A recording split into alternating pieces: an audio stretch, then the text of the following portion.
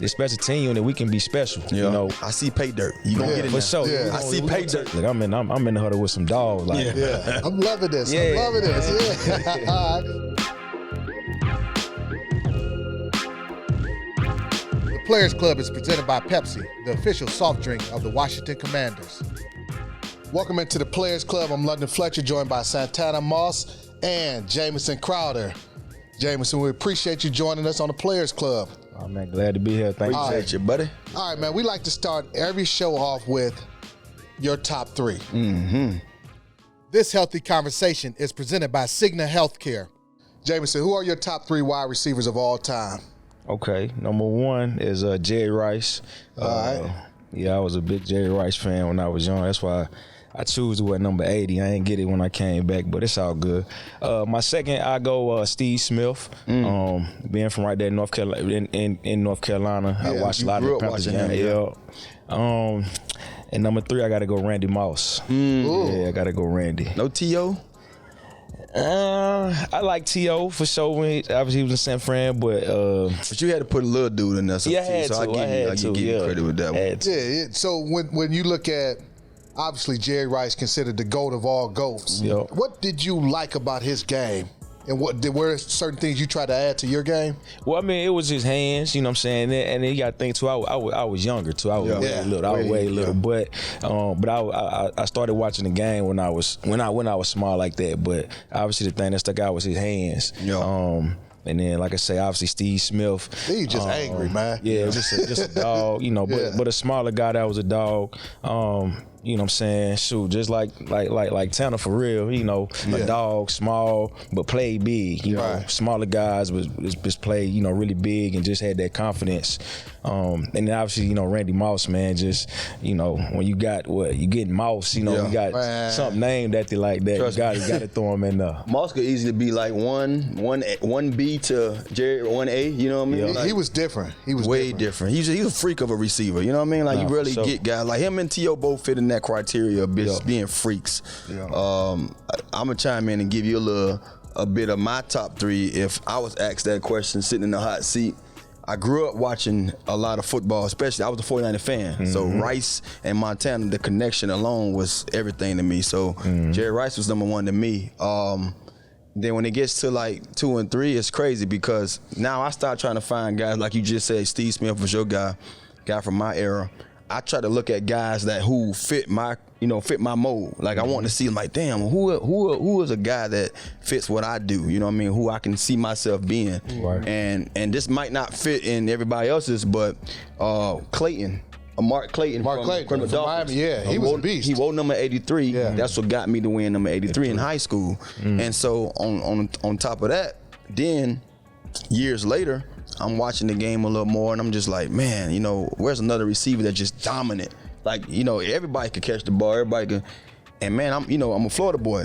Jimmy Smith. Jimmy Smith. He was just a different breed. Like Jimmy Smith used to do things with the football, man, as a receiver. Like you didn't. Jimmy Smith should be in the Hall of Fame. Bingo. So I've been arguing that. I've been making that argument for years. So those three guys, like, and it's a lot of other guys that you can put on that list. Like it's so many. Michael Irvin. I put Michael Irvin up there. Yeah. Randy Moss, T.O., all those guys. But we asking for our favorites or guys who we believe as top three. So yeah, them the guys that I kind of. All right, man. It's hard to argue against those top three players, those top three receivers. 100%. All right, when we come back, we're talking more with Jamison about his career in the Burgundy and Gold. Stay tuned to the Players Club.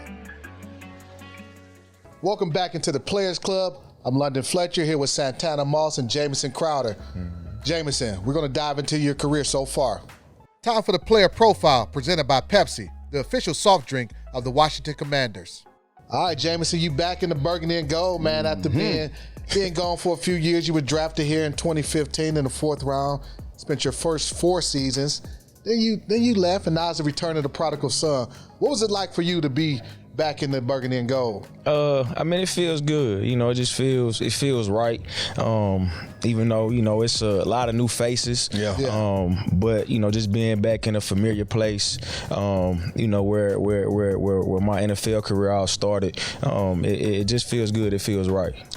How was that process? I remember being drafted by the Jets. You actually left here came here first, went to the Jets. I was at the Jets and came here. Right. But I remember when I was leaving, when I was getting ready to leave the Jets, I didn't necessarily want to leave, but I knew at the end of the day, like if it happened, it was meant to happen.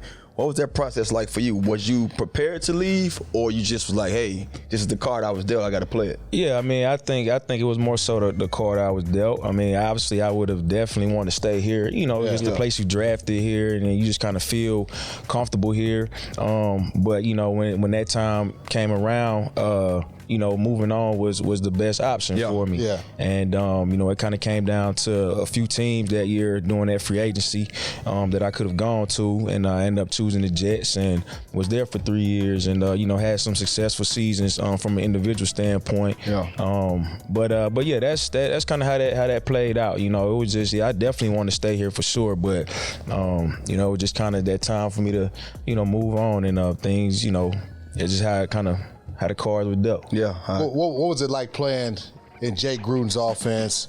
You know, back then, you had Kirk Cousins as your quarterback. You had Pierre was Pierre still here? Pierre. Deshaun Jackson. DJ. Pierre. So it started out my first 2 years. It was McVay was the OC. Okay. The OC. So you know, the first 2 years, you know, started out really hot, and then the last two was decent years. I ended up getting injured in 2018, missed about 6 or 7 games, but you know, it was like the West Coast offense. So you know, it was obviously different style of offense, you know, coming from college to the pros, but I felt like in year 2 in 2016, that's when I really kind of, you know, came into it and picked up on it really good. Did you know that Sean was going to be as good of a head coach as he has turned out to be? No, I mean, I didn't. I mean, honestly, I didn't know. You know, I didn't know that. I thought, you know, from an offensive coordinator standpoint, he did a really good job of spreading the football around.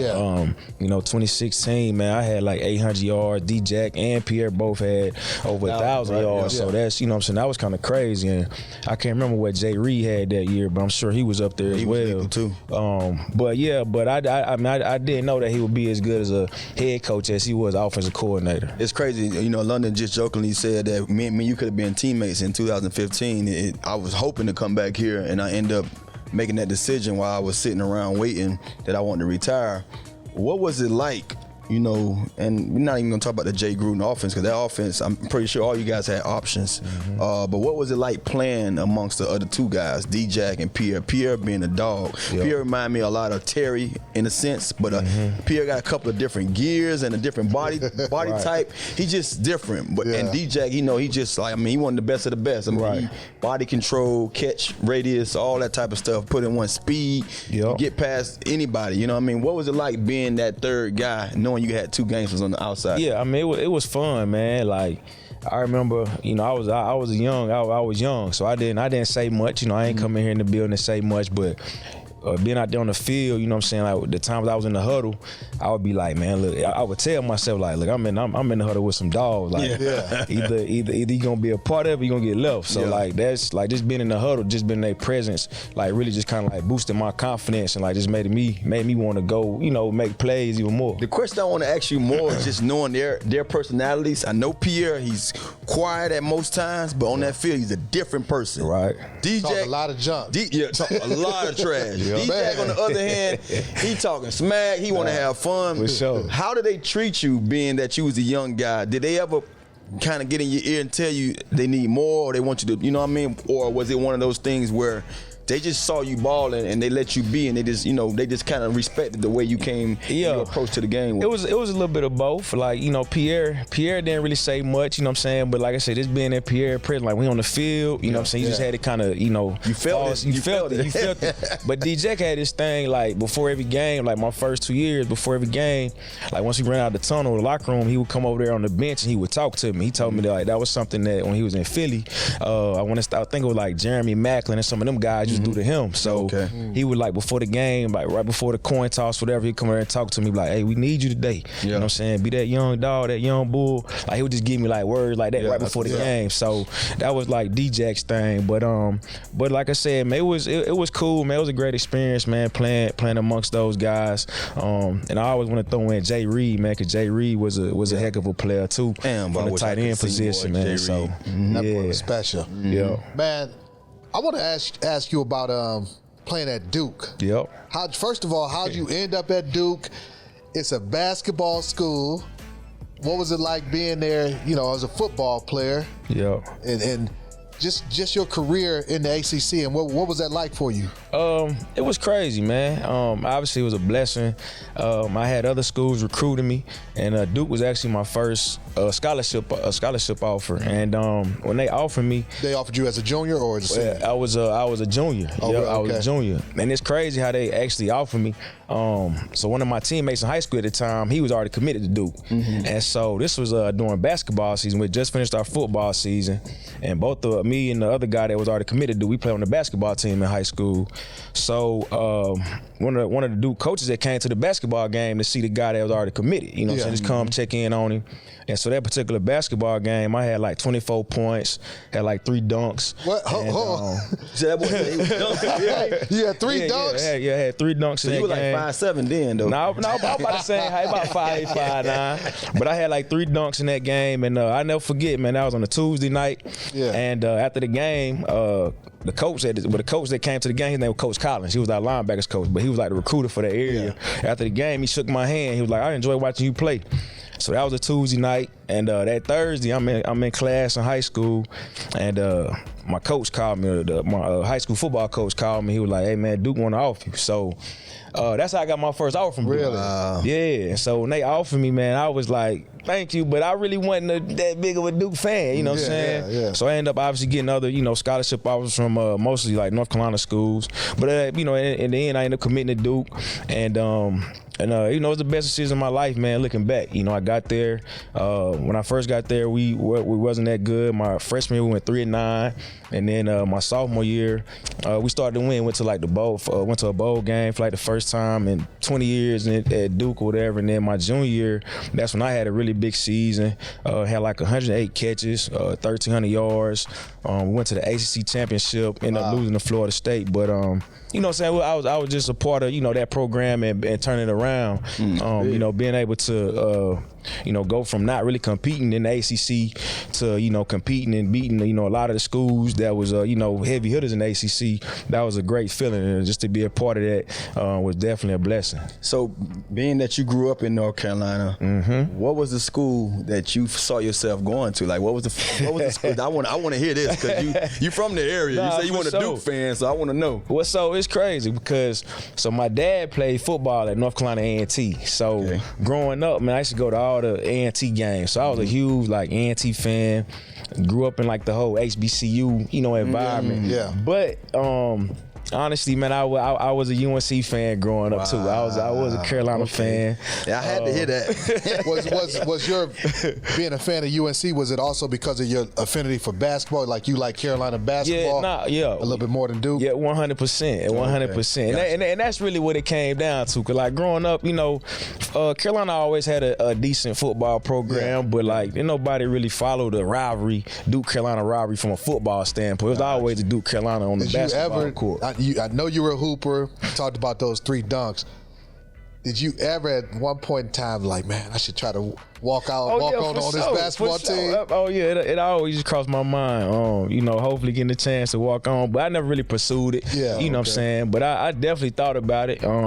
There were times in the off season where I would go in and one of my closest friends is Quinn Cook that played at Duke from the the DMV area, and I went in there and played pickup ball with those guys a few times. So I definitely had some cool experiences while I was in school though. That's interesting to me because like in Florida, our biggest thing is football. Like everybody, like, man, look, we got Miami, Florida State. Now they got UCF, USF. They got so many FIU, you name it. And so football is like that one thing that everybody. From birth, when you get pushed out, man, they put a football in your hand. Right. You know what I'm saying? Yep. So being that you grew up in North Carolina and basketball is so big. Yep. Duke and North Carolina itself is 2 of the schools you could just talk about, just compete for national titles. Right. Was it something in y'all that every athlete in North Carolina played basketball before football, or was it something that it just kind of went hand in hand. Yeah, I think it went hand in hand, but definitely North Carolina known for basketball. And I feel like you growing up, you gonna be on that hardwood, that blacktop. You know what I'm saying? And that was like the main thing. But I will say, I feel like North Carolina is underrated for football guys. We got a lot of guys from North Carolina that that made it to the league and got names for themselves as well. I feel like it's becoming more of a football state now. Yeah. Or, I mean, still big time basketball. Yep. But now it's starting to get more respect nationally for having some good football players as well, man. Yeah, man. Well, I'm loving this. I'm loving this. Yeah. All right. Stay tuned. When we come back, we're talking about this special teams unit and some of Jamison's best career punt returns. Welcome back into the Players Club. London Fletcher here with Santana Moss and Jamison Crowder. Jamison, it's time to talk about this special teams unit. All right. It's time for Protect the House, brought to you by Johnson Kendall Johnson, the official insurance broker and risk management partner of the Washington Commanders, where our passion is your protection. All right, Jamison, we got a lot of playmakers on this special teams unit. What has it been like for you to be a part of this group? It's been cool. It's been a unique experience.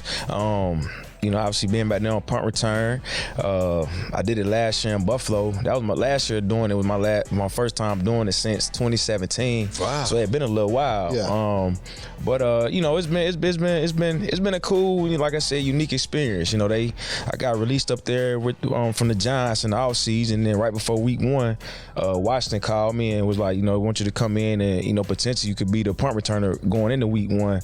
So I had to kind of get my mind right and kind of get everything, get my body and stuff right. And since I've been here, it's been cool, and I think that each week we've improved, and hopefully we continue to improve and be able to make plays and help out the team as much as we can going forward. Against Atlanta, had a 61-yard punt return. Mm-hmm. Yeah. Ended up being the NFC Special Teams Player of the Week. For you to go back to, all right, I humbled myself, or came to grips with returning punts, and then you had that moment, you had that return. You needed another gear. You said you need to stretch a little bit more. Stay warm. What was it like to go from, all right, getting released, coming in here, to having that moment that really sparked that victory? Yeah. Right. I mean, it's been great. You know what I'm saying? It's definitely been a huge confident boost, not only just for myself, but I think just for the whole special team unit. Just kind of seeing and younger guys seeing how if we work and we strain in the return game, we can be a huge factor in changing the momentum of football games. So, and for me right now, I feel like my confidence back there is at an all-time high. And you know what I'm saying? I'm just trying to be a leader, like I said, for the young guys to understand, like, look, man, this special team unit, we can be special. We can turn football games around. We can even win football games in the special team phase of the game. So yeah, man, it's been cool. Like I say, man, the punt return against Atlanta was huge. Man, we could have had one against the Giants last week. Yeah, I thought you were about to hit one. When I got hit on that first one, if we was one guy short. If one of the guys was right there on that guy, it would have been another huge one. So, like I said, I think guys really seeing and believing that if we work, we can impact the game. Man, I tell you what, it takes a lot of courage to return punts. I returned kicks in high school and some in college. And I had to do a punt return a couple times, man. I ain't like that. Because you up there, you like, man, I hope I catch this ball before I get hit in the face. Right. No, I think just being better. Like I said, man, it's all about confidence, man. Because I remember 2016, man, my confidence was high. I ran one back against Baltimore, and then 2017, and I dropped a few, and my confidence went down. So, just looking back over the course of my career, it's all about being confident and just being a dog back there. And then you got to just be, like you said, the confidence part is one of it, but you got to sometimes special teams wise, especially as a punt returner. You got to tell yourself, man, we finna run this thing back. Right. Because it's at times when you like, man, we ain't got no hope. But you got to just kind of overcome all that and say, man, I'm finna run this man. They give me a lane, I'm taking it. You know what I mean? So I can see it in your step. You know what I mean? And I'm loving. That's why I say, man, continue to grow each week with that thing. Keep getting on guys riled up, and trust me, I see pay dirt. You gonna get in for there. sure. Yeah. I see pay dirt. All right, speaking of pay dirt, we're going to speak of big moments. It's time for Jamison's most rewarding moment. Let's take a look at the most rewarding moments brought to you by Fanatic Sportsbook, the most rewarding sportsbook. Jamison, when looking back at your career, what would you say has been your most rewarding moment so far? Well, I think you take it, like, for me, I can take different perspectives of it. I think my most rewarding moment just in general was obviously getting drafted. You know what I'm saying? That was a blessing. That's always like a childhood dream, you know what I'm saying, as a kid. You know, you always want to get drafted or, you know, just make it to the professional level. And to be able to do that, that was such a blessing and such a, you know, satisfying feeling. And I'll say, you know, obviously my most rewarding moment in the league. Shoot, I don't know, man. I feel like I got so many, but I don't know. It's hard to pick, but I would say, like I say, man, just getting drafted probably over my career. I feel like I was watching y'all against, I don't know if it was a Monday Night Football game or against Green Bay or something. Was it Green Bay? You had a. Nah, I had one, but I had like 100 yards. Yeah, that game for some reason it sticks out to me because I'm watching the game. And I'm like, man, this dude out there balling. So, yeah, I mean, I you know what I'm saying, I've had some games, you know what I'm saying, even when I got to the Jets, man, I had some games. Right. But I can't just pick like just one like reward, like most rewarding moment in the league, you know what I'm saying? I just kind of look at like a season though. So you can pick a season. Well, yeah, my season for sure, I have to go either the 2016 season or my 2019 season, my first year with the Jets. But yeah, that 2016 season was huge. Like I said, I had like 800 yards, led the team here that year and receiving touchdowns with 7. Had a punt return, was named Pro Bowl alternate, special teams. So that was a huge season. That was a rewarding season for me. That was a huge season for me. Always great to hear about the career moments. When we come back, we're keeping the highlight reel going, breaking down some of your top plays. All right. Welcome back into the Players Club. I'm London Fletcher here with Santana Moss and Jamison Crowder. All right, it's time to break down some of Jamison's top plays. Let's take a look at Driving Towards Greatness, presented by Eastern's Automotive Group. Any car, any way, for everyone since 1988. We're going to start this one out. This is the Hyundai Sun Bowl. Ooh, that boy got that Duke blue on. Yeah, for a career punt return for a touchdown. Take us through this moment for you. It was just one of them moments, man. We was down by 10, right before half, and I remember telling our quarterback, I was like, man, don't even get up. I said, ain't no offense gonna be needed after this. And they punted it to me, and I was able to return it right before half and get us back in the ball game. Look at that boy out. Yeah, that was my senior year, man, the Sun Bowl, man. And like I say, man, I remember that. That was I remember telling Boone, I say, man, you ain't even got to get up. I say, ain't no offense gonna be needed for this one. So yeah, man, that was a big play. Get swaggy with their unis like that, man. Yeah, that was the first year that we had got like some new uniforms too. Yeah, my first 3 years prior to that, it was like the older, you know what I'm saying, the older uniform. Yeah, we changed it up a little bit. All right, well let's take a look at this second one, Tanner. The second one right here, 2016. This the one you talked about against the Ravens right here, I guess. Let's see what you got going on here. It's 85-yard punt return. 85 yard. Yeah, I remember. I remember this week, man. It was this game, man, it was like really windy, and man, we end up going like with a 2. Yeah, we end up going like with a 2 return look just in case. You know what I'm saying, the ball. You know what I'm saying. You know how it is when the ball is in the wind, and. How you got out of that right there? Man, you know the punters ain't trying to make no tackles, you know. But I thought on that clip though, the guy that really did a good job on that play was Niles Paul. Yeah, I was mention him. He made a key block. He made a really key block. We got to see what Niles. That was one of our teammates. Yeah, Niles played with us. But Niles was always a special teams demon. Yeah, they used to find Niles for running down as a gunner and knocking them punt returners out, man. So he was one of those guys, man.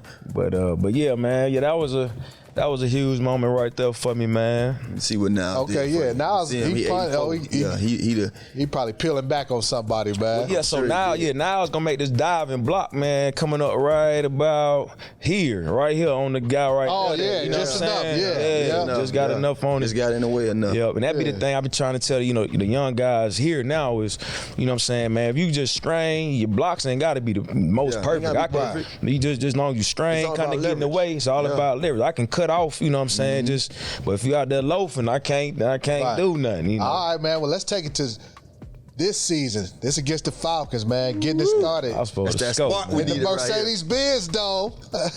Yeah, I know you was like, man, I wanted to score right here. Oh man. yeah, I had to. Yeah, I needed to, man.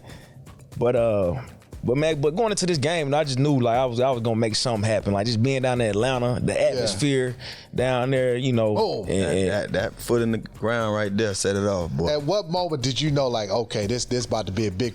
When you caught it and made your first move, or once you split them two dudes? Yeah, when I caught it and made that first little move, man, it just opened up, and I was like, man, let me just run and like I said, I was mad right here more than anything. I was about to the ball. I was like, am I supposed to score, man? I ain't gonna lie.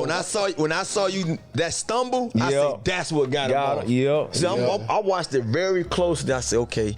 I said, damn, he went right. Boom, he put that foot in the ground. And all the way up into here. When I saw you stumble, because you saw the cut right there. That stumble kind of made me lose. Yeah, man, because now your feet ain't under you like you would want it to be. And 33 was just running. People don't know how hard that is to kind of regain that balance. And you didn't get a chance to regain it because not only you stumble, you had to stumble and Olay the damn punter. And now 33 just coming. He tracking already. You know what I mean? He behind you full stride. So, you know, trust me, man, I feel your pain, but you know, you gonna get another chance. I'm predicting that he's gonna score another this year, or maybe two. No doubt. He gonna get another chance. It's gonna happen. It's gonna happen. When they come, boy, they come in bunches. Trust me. All right, Jamison, we like to have all our guests sign a helmet. Okay. Come on.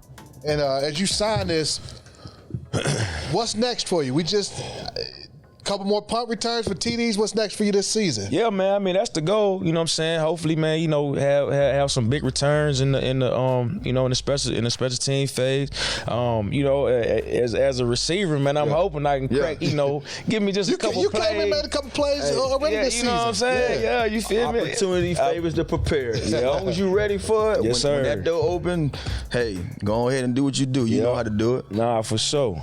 So but that's what's next, man. You know, hopefully I can get a little bit of action on that offense. But you know, punt return, I'm trying to give me a few of them this year though. I'm confident about it. Like I said, I think the unit, I think we working really hard, working really good, and I think that, you know, we just kind of seen just a little bit of how good we can actually be, and I think guys are really starting to buy into it. So gotcha.